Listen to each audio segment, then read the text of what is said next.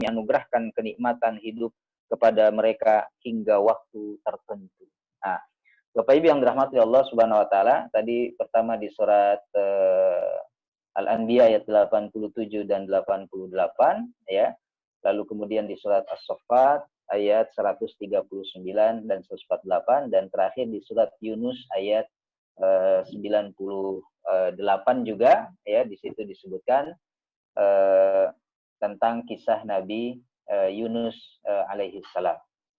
Nah, peristiwa isolasi dan lockdown ini termasuk peristiwa paling mengerikan dalam sejarah manusia. Jadi apa yang dialami oleh kita dan negara-negara yang lain yang lebih parah itu sebenarnya belum semengerikan ya, sengeri dan sedahsyat yang dialami Nabi Yunus. Ya, saya menganggap ini adalah peristiwa lockdown dan isolasi yang paling mengerikan dalam sejarah manusia.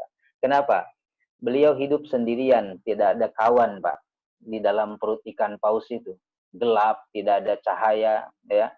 Dan panasnya lemak ikan paus itu kemudian membuat tubuh beliau makin panas dan tidak ada ventilasi udara kan, tidak ada ventilator. Ya, sehingga tidak ada ruang oksigen di situ. Itu bagaimana panasnya. Kita alhamdulillah, Pak, walaupun diisolasi di rumah atau di Jakarta PSBB tadi, di rumah kita masih ada banyak keluarga, bahkan hikmahnya jadi berkumpul dengan istri dan anak-anak, ya, banyak waktu beribadah bersama dengan keluarga, ya, salat berjamaah, tilawah berjamaah, ya, zikir pagi dan petang secara berjamaah. Nah, itu adalah hikmah, ya, kita bisa banyak menghabiskan waktu dengan keluarga. Nabi Yunus apa yang dialami oleh beliau? Sendirian. Kita bisa bayangkan di perut ikan paus, ya. Kemudian sepi, senyap, tidak ada sinyal, Pak. Ya, ada listrik apalagi internet. Ya, kita alhamdulillah di rumah juga masih ada internet, masih bisa ikut online, kajian online seperti ini ya, atau melalui grup WhatsApp dan lain sebagainya. Masih banyak yang bisa kita lakukan. Apa yang bisa dilakukan oleh Nabi Yunus alaihi salam? Ya, mau berteriak minta tolong pun mustahil didengar manusia. Kenapa? Di dalam surat Al-Anbiya ayat 87, fanada fi zulumat. Jadi Nabi Yunus itu berdoa dalam kegelapan yang berlapis. Ya. Jadi para ulama tafsir di sini menyebutkan kegelapan yang berlapis itu ya, maksudnya 3 kegelapan, Pak, ya. Pertama, gelap malam hari. Ya, malam hari kan gelap pasti. Yang kedua, gelap dalam perut ikan paus. Jadi Nabi Yunus dalam perut ikan paus, berarti gelapnya sudah 2 lapis. Di luar gelap malam hari, di dalam perut ikan paus gelap, dan gelap yang ketiga adalah ya di dasar lautan. Ya, jadi menurut para ahli di laut itu ada satu tempat di dasar lautan yang cahaya matahari saja nggak tembus, Pak. Jadi yang masuk ke dalam itu nggak tahu siang atau malam. Yang tahu gelap aja gitu. Mungkin dianggapnya malam terus gitu. Ya. Sehingga Nabi Yunus ini berada di dalam 3 kegelapan. Tadi saya sampaikan gelap di malam hari, gelap kemudian dalam perut ikan paus, dan gelap saat kemudian beliau berada di dasar lautan. Ya. Maka ini peristiwa lockdown paling mengerikan dalam sejarah peradaban manusia. Nah, Nabi Yunus mengalami itu tadi sebabnya karena beliau lari dari tanggung jawab, lari dari kewajiban berdakwah. Berarti kan dihukum oleh Allah Subhanahu wa taala. Karena beliau adalah seorang ya rasul, minal mursalin, termasuk yang diutus oleh Allah, yang harusnya memberikan petunjuk kepada kaumnya, kepada umatnya, justru beliau malah melarikan diri dari kewajibannya. Ya. Lalu kemudian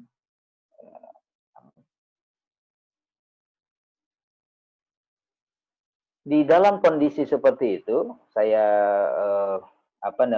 dalam slide bisa kita lihat lockdown Nabi Yunus, ya. Apa yang dilakukan oleh Nabi Yunus di dalam perut ikan paus hanya pasrah kepada Allah. Beliau berzikir dengan penuh keyakinan. Tadi disebutkan walaula kana minal musabbihin, sekiranya Yunus bukan termasuk yang bertasbih, orang-orang yang memuji Allah Subhanahu wa taala, mengagungkan asma Allah, lalla bisa fi batnihi ila yaumi yub'atsun, maka kami akan biarkan Yunus tinggal di dalam perut ikan paus itu sampai hari dibangkitkan. Tapi di situ ada doa monumental, Ya, ada doa yang dipanjatkan oleh Nabi Yunus yang diabadikan oleh Allah dalam Al-Quran surah Al-Anbiya ayat 87. Doa ini bisa kita terus lafazkan setiap saat, terlebih dalam kondisi saat ini, Bapak Ibu. Apa doanya? La ilaha illa anta subhanaka inni kuntu minaz zalimin. Ada 3 kandungan dalam satu doa ini. Pertama, kandungan tauhid, yang kedua kandungan puji-pujian, dan yang ketiga adalah pengakuan akan dosa yang dilakukan. Pertama, la ilaha illa anta. Jadi Nabi Yunus ya, itu saat di dalam perut ikan paus ya, beliau hanya mengingat Allah Subhanahu wa taala ya. Artinya Bapak Ibu, dalam kondisi sesulit apapun ya, dalam kondisi sesulit apapun jangan pernah mengorbankan tauhid kita kepada Allah Subhanahu wa taala. Karena hanya Allah yang bisa dan berkuasa untuk menghilangkan segala bentuk kesulitan kita. Dalam kondisi sekarang, Pak, misalkan, ini global, semua, hampir semua negara. Tidak ada sudut negara manapun sekarang yang tidak mengalami wabah penyakit ini. Ya, nah, jangan sampai kemudian kita kehilangan ketauhidan kita kepada Allah, keyakinan kita kepada Allah. Maka Nabi Yunus sebelum yang lainnya, beliau ucapkan dulu kalimat tahlil. Beliau ucapkan dulu kalimat tauhid, la ilaha illa anta, dengan penuh keyakinan, ya Allah, tidak ada yang bisa menghilangkan madarat ini, tidak ada yang bisa mengangkat virus atau wabah penyakit ini kecuali Engkau, ya Allah. Itu yang harus kita yakinkan dalam kondisi sesulit apapun. Kita tidak sesulit Nabi Yunus, Bapak Ibu. Kondisi kita masih jauh lebih baik dibandingkan Nabi Yunus. Kita masih bisa makan, ya, kita masih bisa tidur dengan nyenyak. Apa yang dialami oleh Nabi Yunus, ya, Allah alam, seperti apa makan beliau di dalam perut ikan paus, ya. Dalam sebuah riwayat beliau di dalam perut ikan paus itu selama 18 tahun. Bayangkan Pak, 18 tahun. Ya, kita insya Allah nggak akan lama. Ya, Nabi Yunus 18 tahun. Ini bukan waktu yang sebentar, ini waktu yang sangat lama. Kita kalau diberikan, nauzubillah, diberikan ujian seperti itu, jangan sampai 18 tahun. Ya, mungkin 18 bulan saja, 18 hari saja kita sudah banyak mengeluh. Apalagi 18 tahun. Maka Bapak Ibu, ya, hikmah atau pelajaran tadi dari kalimat tauhid yang dilafazkan oleh Nabi Yunus, pertama, la ilaha illa anta, itu memberi pelajaran kepada kita, sesulit apapun kondisi kita, seberat apapun ujian yang Allah Subhanahu wa taala turunkan kepada orang beriman, jangan pernah kita mengadu selain kepada Allah Subhanahu wa taala, dan jangan pernah menghilangkan tauhid kita hanya kepada Allah Subhanahu wa taala. Yang kedua, subhanaka. Kalimat ini memang ringkas. Hanya satu kalimat, subhanaka. Yaitu kalimat tasbih. Mensucikan Allah dari segala bentuk kekurangan, aib, dan celah. Ya. Artinya apa yang Allah perbuat kepada Nabi Yunus ini jauh dari kesan celah ataupun kekurangan. Ini semua adalah hikmah yang sempurna yang Allah berikan kepada Nabi Yunus alaihissalam. Sehingga yang keluar dari Nabi Yunus adalah tasbih. Tasbih itu juga lafaz pujian, Pak. Subhanaka, maha suci engkau ya Allah. Ya, maha suci engkau. Artinya maha suci engkau yang sudah memberikan teguran. Tidak ada celah, tidak ada aib, tidak ada kekurangan apapun. Engkau maha sempurna. Nabi Yunus alaihissalam tetap memuji Allah Subhanahu wa taala. Tidak mengeluh, tidak mencaci Allah, atau bahkan nauzubillah menyalahkan Allah Subhanahu wa taala atas apa yang beliau saat itu alami, ya. Dan yang terakhir, inni kuntu minaz zalimin. Ya, melafazkan pengakuan dosa dan taubat nasuha dengan kalimat inni kuntu minaz zalimin. Bapak Ibu, Nabi Yunus tidak menyalahkan Allah, Nabi Yunus tidak menyalahkan ikan paus yang menelan beliau atau pemilik kapal yang mengundi kemudian menyebabkan nama Nabi Yunus keluar, tapi Nabi Yunus menyalahkan diri beliau sendiri, kezaliman yang beliau lakukan terhadap diri beliau sendiri. Apa? Tadi di awal sudah disebutkan, lari meninggalkan kaumnya, umatnya untuk berdakwah, untuk memberikan bimbingan kepada umatnya. Justru disitulah kesalahan Nabi Yunus, kezaliman diri Nabi Yunus kepada Allah Subhanahu wa taala dan dirinya sendiri, juga kepada umatnya, kaumnya. Lalu Nabi Yunus mengatakan, inni kuntu minaz zalimin. Ya Allah, sesungguhnya aku. Jadi benar-benar dengan kalimat taukid namanya, ini sesungguhnya aku. Jadi hanya aku di sini kuntu minaz zalimin, ya, termasuk orang-orang yang zalim terhadap diriku sendiri terutama. Itu yang dialami juga atau dilakukan juga oleh Nabi Adam alaihissalam misalkan, ya, itu kan di lockdown oleh Allah, ya, diisolasi oleh Allah, dikeluarkan dari surga Allah Subhanahu wa taala, dan beliau mengatakan Rabbana zalamna anfusana. Nabi Adam dengan Hawa kemudian mengatakan, ya Tuhan kami, ya, zalamna anfusana, kami menzolimi diri kami sendiri. Artinya Bapak Ibu, segala bentuk kesulitan, teguran dari Allah tidak lain adalah ulah dan dosa kita sendiri. Ya, itu ada saham kita. Makanya dalam kondisi sekarang, ya, kita tidak perlu menyalahkan dan berhenti menyalahkan siapapun. Ya, tunjuk diri kita. Siapa tahu memang kita ada saham. Diri kita tuh ada saham dosa yang menyebabkan Allah turunkan ini. Allah turunkan wabah ini. Ya, jadi curigai diri kita sendiri. Jangan-jangan kita, saham kita inilah dosa kita. Ya, Wa'iyadzubillah. Dosa kita lah yang kemudian membuat Allah Subhanahu wa taala menurunkan azab ini. Ya, maka kita bertaubat, memohon ampunan kepada Allah Subhanahu wa taala atas dosa-dosa kita, yakin, ya, Allah akan mengangkat wabah dan penyakit ini kalau kita jujur mengakui segala dosa dan kesalahan tanpa menunjuk orang lain. Salah si anu, salah si fulan, salah pemimpin ini, salah si. Jangan-jangan kita lebih banyak, hanya kita kemudian, ya, tidak mau mengakuinya saja. Ya, mungkin pemimpin itu sudah banyak berbuat, misalkan untuk kemaslahatan umatnya, untuk kemaslahatan rakyat, kita nggak banyak melakukan apa-apa. Ya, justru malah kita yang kemudian banyak dosa dan banyak saham, sehingga Allah Subhanahu wa taala menurunkan itu. Maka kata Allah dalam Al-Qur'an, wattaqu fitnatal la tusibannal ladzina zalamu minkum khassah. Ya, ya, wahai manusia, takutlah kalian kepada fitnah yang bukan saja menimpa orang zalim di antara kalian secara khusus. Orang beriman juga kena, Pak. Dalam kondisi seperti ini, bukan saja orang-orang yang kafir, yang durhaka, yang zalim kepada Allah Subhanahu wa taala. Kita yang mengaku beriman pun juga kena dampaknya.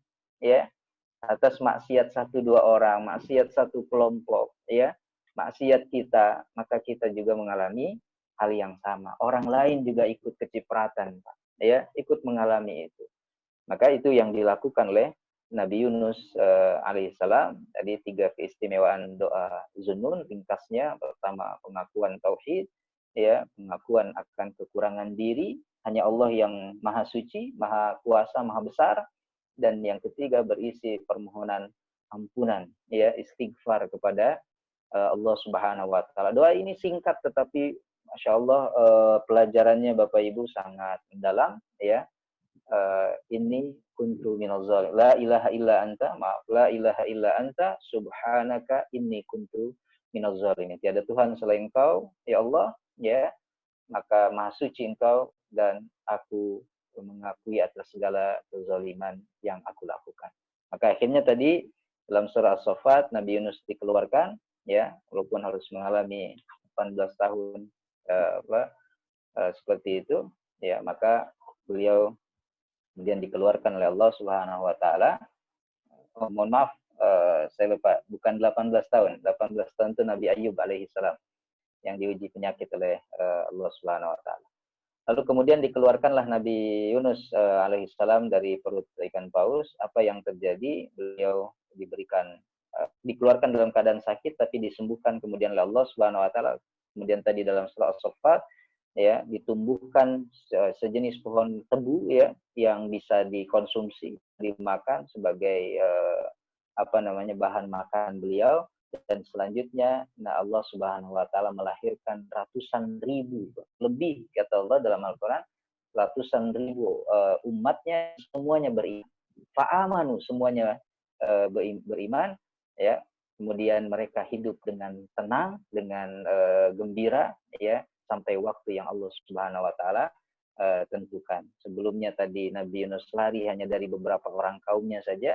Jadi ketika Nabi Yunus sudah bertaubat, istighfar Allah Subhanahu wa taala, lalu kemudian dikeluarkan, yang akhirnya Nabi Yunus alaihissalam kemudian diberikan oleh Allah Subhanahu wa taala kaum dan umat yang begitu banyak, dan semuanya jadi beriman kepada Allah Subhanahu wa taala. Nah, Bapak Ibu yang dirahmati Allah Subhanahu wa taala, ya.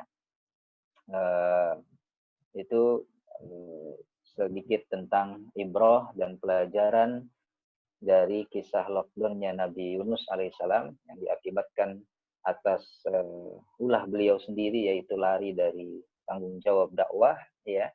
Lalu kemudian Allah hukum beliau dalam perut ikan paus, dan selama itulah beliau bertasbih memuji Allah Subhanahu wa taala. Lalu kemudian akhirnya Allah mengampuni, ya, dalam Al-Qur'an tadi surat Al-Anbiya, fastajabna lahu, ya, kami terima dan kami ijabah doa beliau, ya, wa najjainahu minal ghammi, dan kami selamatkan beliau dari kondisi sulit itu, wa kadzalika nunjil mu'minin, dan demikianlah kami selamatkan orang beriman. Artinya pesan ini kita bisa ambil, Allah menyelamatkan orang-orang beriman ketika kita melakukan setidaknya, ya, minimalnya apa yang Nabi Yunus lakukan dalam kondisi terlockdown tadi oleh Allah Subhanahu wa taala.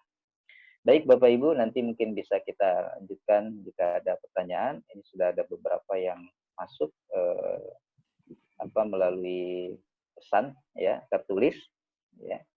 Mungkin saya serahkan dulu ke moderatornya, ke hostnya. Silakan Pak Wing. Baik Ustadz, alhamdulillah. Sebelum pertanyaan chatting, kami persilakan bagi jamaah yang mau bertanya mungkin bisa angkat tangan Pak. Nanti biar kami ini yang langsung, silakan, ada yang mau bertanya.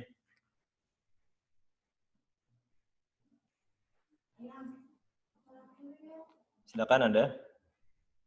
Mungkin kita tanyakan yang ini Ustaz, yang di chat aja dulu Ustaz, ya. Iya. Yang di chat. Ini saya coba.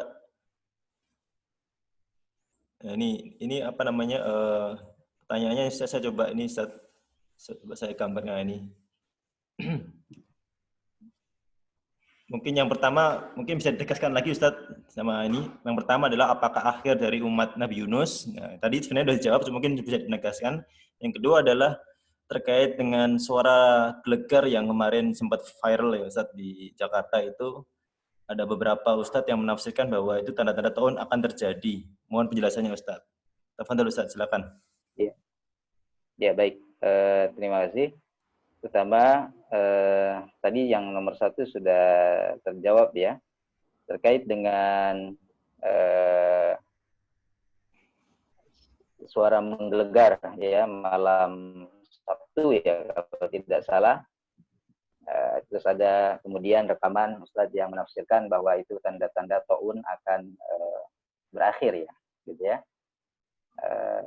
Mohon penjelasannya. Baik. Akan terjadi, di situ, akan terjadi. Tanda taun akan terjadi, maaf. Ya, tanda taun akan terjadi, ya. Kemudian ada rekaman dari mungkin beberapa ustadz atau salah seorang ustadz yang menyebutkan hal tersebut, ya. Ada beberapa tanggapan. Pertama, mungkin di situ kan ada ajakan untuk bertaubat, ya, peningkatan kita beribadah, ya.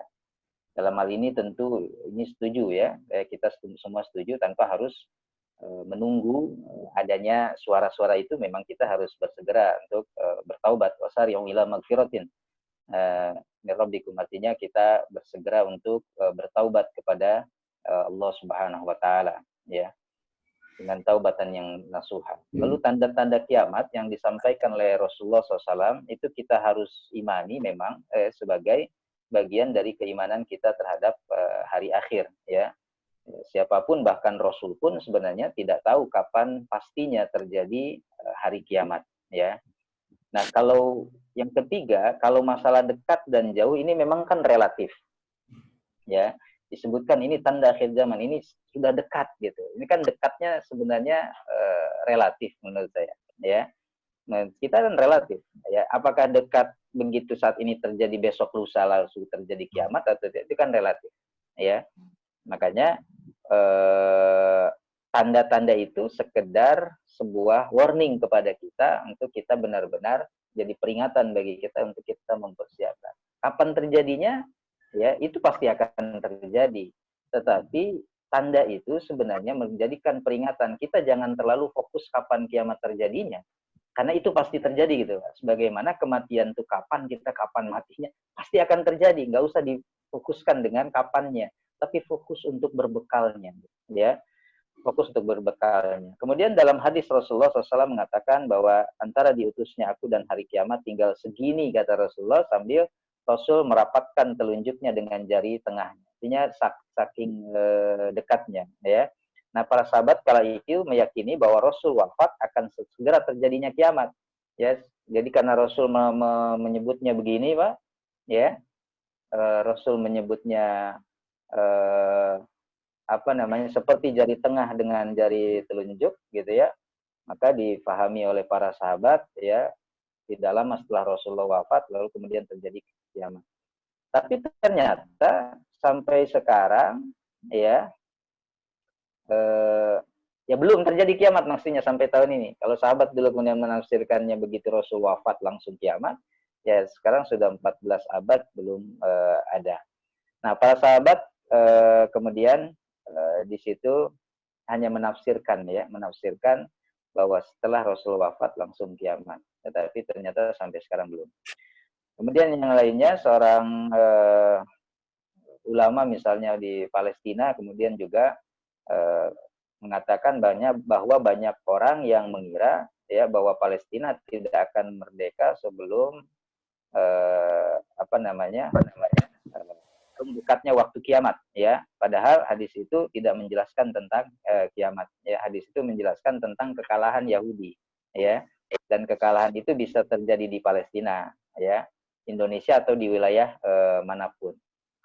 Sebagaimana juga tentang Panji Hitam misalkan yang suka dijelaskan oleh salah seorang ustadz, dulu orang mengira bahwa pasukan Abbasiyah tahun 100 Hijriah dianggap sebagai pasukan Imam Mahdi, ya. Karena mereka membawa panji hitam sebagaimana tandanya akhir zaman. Tapi ternyata sampai sekarang belum kelihatan. Lalu sekarang muncullah ISIS misalkan, ya. Panji hitam itu pasukan Imam Mahdi dan lain sebagainya, ya. Jadi saya secara pribadi bukan ingin mengabaikan peringatan, tapi jangan membuat kemudian orang jadi panik juga, ya, di tengah penyakit COVID-19 yang membuat banyak orang misalnya putus asa. Yang penting bagi kita adalah sekarang bagaimana bisa beribadah sebanyak-banyaknya, ya, banyak yang bisa kita lakukan untuk kita mendekatkan diri kepada Allah Subhanahu wa taala. Dan dalam kondisi ini juga Bapak Ibu hindari cocokologi, ya. Kadang mencocokkan ini, mencocokkan itu. Kemarin dikaitkan corona dengan surat An-Nur, wa qarna fi buyutihinna, ya, waqarna fi buyutikunna. Jadi tinggallah korna dengan corona, itu kan jauh sekali perbedaan. Tapi kan selalu ada ilmu yang mencocok-cocokkan, gitu ya. Jadi mari kita berhusnuzon kepada Allah Subhanahu wa taala dengan sebaik-baiknya, ya. Dan Allah bergantung kepada prasangka hamba. Jadi jangan sampai, ya, suara dentuman itu kemudian membuat kita fokusnya ke situ, ya. Itu Allah sedang memperlihatkan salah satu tanda kekuasaannya, maka bersegeralah kita untuk kembali kepada Allah Subhanahu wa taala.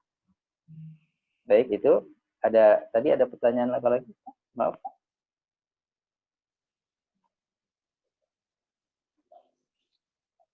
Saya lihat di chatnya.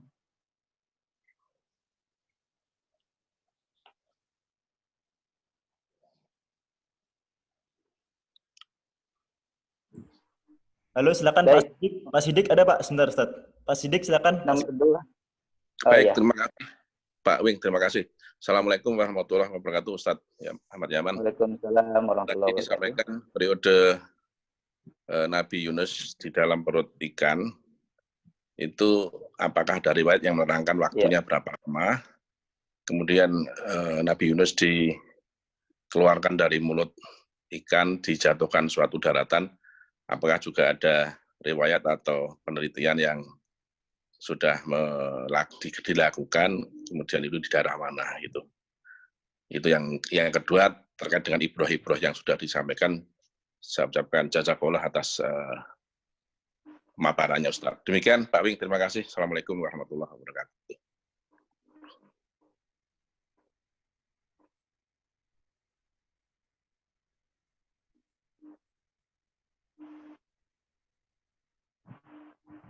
Baik, silakan Ustaz.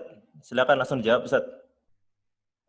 Baik, terkait dengan Nabi Yunus di dalam perut ikan paus, ada sebuah riwayat yang menyebutkan, tadi saya salah, Nabi Ayub itu 18 tahun, diuji dengan sakit. Nabi Yunus itu ternyata 3 hari 3 malam di dalam perut ikan paus. Ya, tentu 3 hari 3 malam pun bukan waktu yang sebentar, Pak, dalam kondisi gelap dan tentu tidak ada makanan, minuman, dan lain sebagainya, cahaya, oksigen, ya.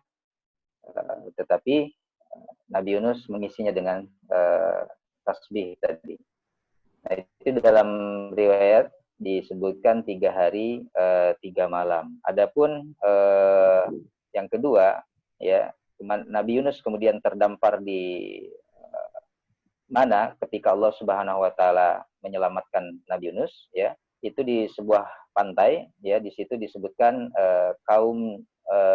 kaumnya Nabi Yunus itu disebutkan di sini, maaf saya lihat dalam riwayat itu kaum Ninawa, ya, disebutkan kaum Ninawa. Nah, memang tidak disebutkan pantainya di mana, ya, secara spesifik ataupun secara eksplisit tidak disebutkan, hanya di sebuah pantai, dan kembali kepada kaumnya lagi, yaitu kaum Ninawa, ya, dan akhirnya kaum itu kemudian beriman kepada Allah Subhanahu wa taala. Ya, wallahu alam. Baik, silakan Ustaz yang di nomor 3. Ya, nomor 3. Ya, jika wabah ini karena dosa, bagaimana dengan negara kafir? Baik. Ya, kadang-kadang kita tadi takjub, ya, takjub tetapi tertipu dengan kondisi misalkan dan negara-negara yang memang mayoritas kita anggap, ya, tidak beriman kepada Allah Subhanahu wa taala, bahkan menentang Allah Subhanahu wa taala, ya, tadi contohkan Israel, kemudian Iceland dan lain sebagainya, Rwanda, ya. Israel itu juga terkena juga, Bu, ya. Israel juga sebenarnya terkena, ya, bisa dilihat di data statistik WHO misalkan, Israel juga terkena. Bahkan terkesan negaranya itu, pemerintahnya itu putus asa juga, seperti pemerintah Italia misalkan, putus asa bagaimana caranya menekan penyebaran itu, ya. Tapi kalaupun ada negara yang tidak beriman kepada Allah, kemudian sampai hari ini tidak kena, ya, saya hanya mengatakannya belum kena, ya, bukan tidak akan kena, tapi belum kena, ya.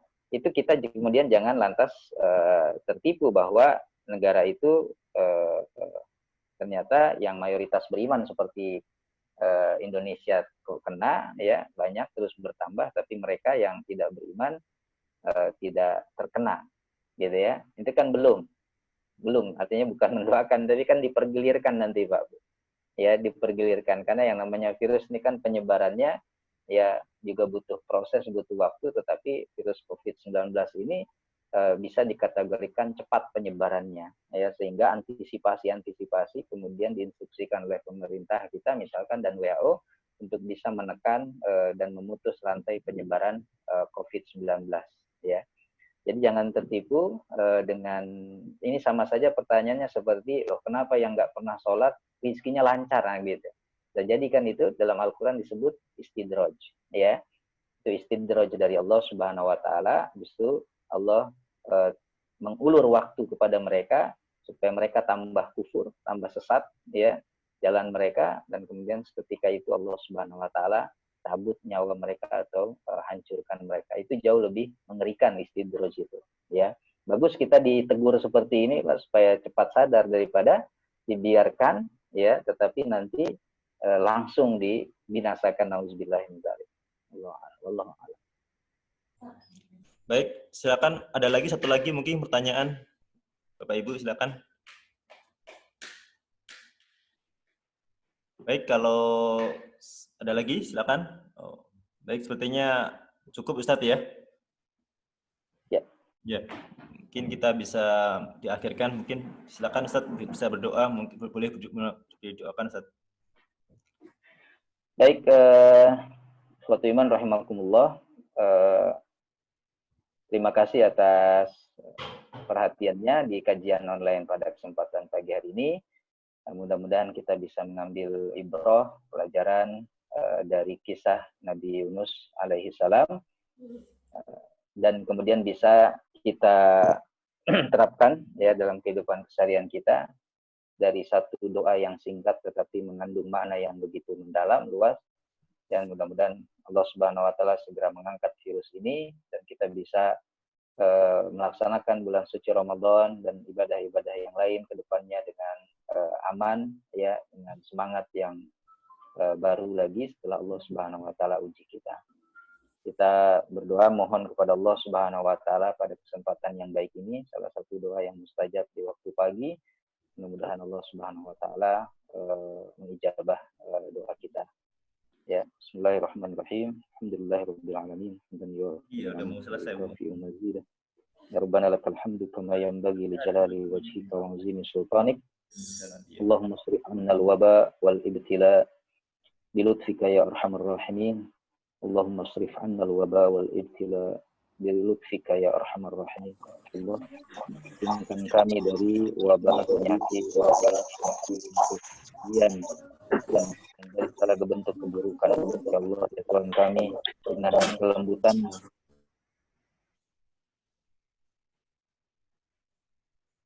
Allah ya pelajaran bagi kami ya Rahman, agar kami semakin dekat kepadamu, mempersiapkan bekal untuk bertemu denganmu ya Allah. Ya Allah ya Tuhan kami, berikan kekuatan, kesabaran kepada saudara kami, para tenaga medis dan para relawan yang berjuang untuk bisa membantu saudara-saudara kami yang lainnya yang terkena virus ini. Semoga Allah Subhanahu wa taala mengangkat semuanya menjadi amal saleh dan mereka yang wafat untuk menguruskan semua saudara-saudara kita ini wafat dalam keadaan husnul khatimah dan dinilai mati syahid di hadapan Rahman. Rabbana inna zalamna anfusana wa illam taghfir lana wa tarhamna lanakunanna minal khasirin. La ilaha subhanaka la ilaha illa anta subhanaka inni kuntu minaz zalimin. La ilaha illa anta subhanaka inni kuntu minaz zalimin. Rabbana atina fid dunya hasanah wa fil akhirati hasanah wa qina adzabannar. Subhanaka rabbina rabbil izzati amma yasifun. Wassalamun alal mursalin walhamdulillahi rabbil alamin. Assalamualaikum warahmatullahi wabarakatuh. Waalaikumsalam. Waalaikumsalam warahmatullahi wabarakatuh, Pak Ustadz. Baik, jazakallah khairan katsira pada Ustadz Ahmad Yaman dan juga bagi para jamaah. Insyaallah kita akan coba teruskan insyaallah di pertemuan berikutnya. Kemudian mohon maaf jika dalam penyampaian mungkin dalam persiapan mungkin kurang sempurna. Kami akhiri ya Bapak Ibu sekalian ya. Subhanakallah wa bihamdihi. Jadi mudik enggak Pak Ustadz? Ya, assalamualaikum warahmatullahi wabarakatuh. Assalamualaikum warahmatullahi wabarakatuh. Pak Ustadz jadi mudik. Ya. Sawing. Ya. Yang ikut Jangan berapa orang? mudik dulu Pak Ustadz. Nah, tadi Ya, nggak mudik. Tadi ada 38 Pak Odi. Mudik ke Purwodadi aja Ya, Pak Ustadz. alhamdulillah. Ada 38 nanti Oh iya, Bu. bisa di-share lagi.